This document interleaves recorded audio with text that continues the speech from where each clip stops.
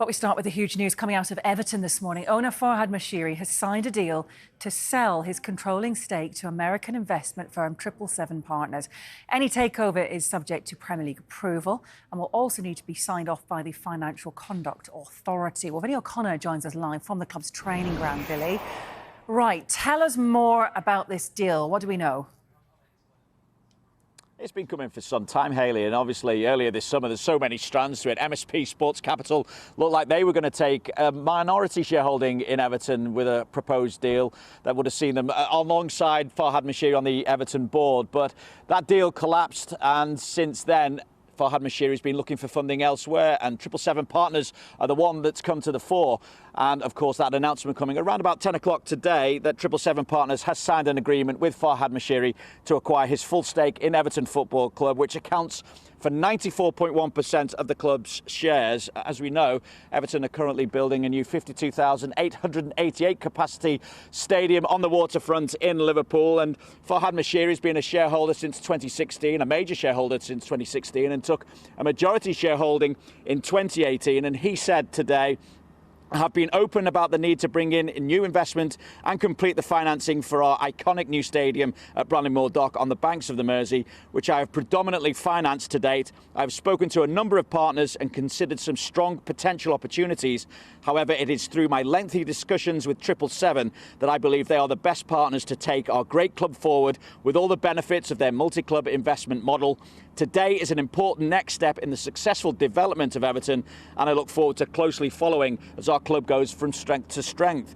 The 777 group, as we know, currently comprises Genoa in Italy, Vasco da Gama in Brazil, Hertha Berlin in Germany, Standard Liege in Belgium, Red Star FC in France, Sevilla in Spain, of course, and Melbourne Victory in Australia. And Josh Wanda, who's the founder and managing partner of 777, said, our primary objective is to work with fans and stakeholders to develop the sporting and commercial infrastructure for the men's and women's teams that will deliver results for future generations of Evertonians. Now, Mr. Moshiri will also be seeking support, I should say, from the club's minority shareholders, and will write to them in the coming days. But there's still some way to go in terms of this takeover, as you alluded to there, Hayley, as well. In fact, it's probably months off. It's right to say it's months off.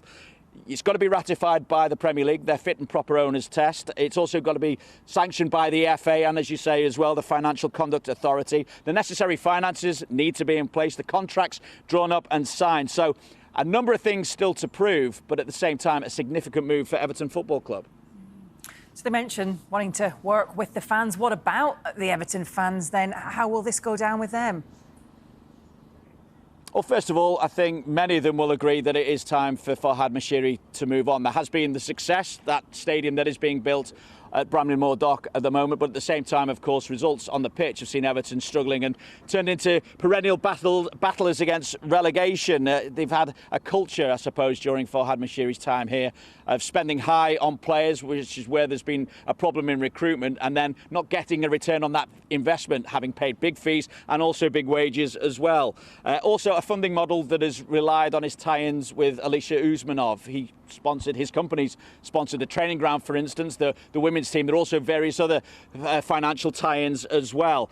When the war in Ukraine came about, those links were severed, and therefore that proved difficult in terms of Everton's funding model as well. So in terms of 777 coming in, the fans will want to know what ideas they have. It seems they have creative ideas as to how to monetize the club. At the same time, of course, recruitment will remain key as well. So again, the fans will want to know exactly what kind of money will be available to the manager here and what kind of plans to make Everton a sustainable club moving forward. Alarm bells will ring because of the other teams within this 777 group at the moment. The likes of Liege, for instance, their fans protested after their last game against the owners' involvement. They're third from bottom, no wins, 3 draws from their 6 games so far this season. Hertha Berlin, not going well for them either, second from bottom of Bundesliga 2. Sevilla struggling at the bottom of La Liga so far this season, 3 games, 3 defeats. And Genoa towards mid-table, not doing too bad, I suppose. Vasco da Gama, third from bottom in Brazil. So the portfolio of clubs not necessarily going well. As we know, Everton currently 18th in the Premier League table at the moment. They will want owners who are coming in with a clear vision as how to make sure they're not battling relegation season after season after season. Absolutely. OK, Vinny, thank you very much indeed.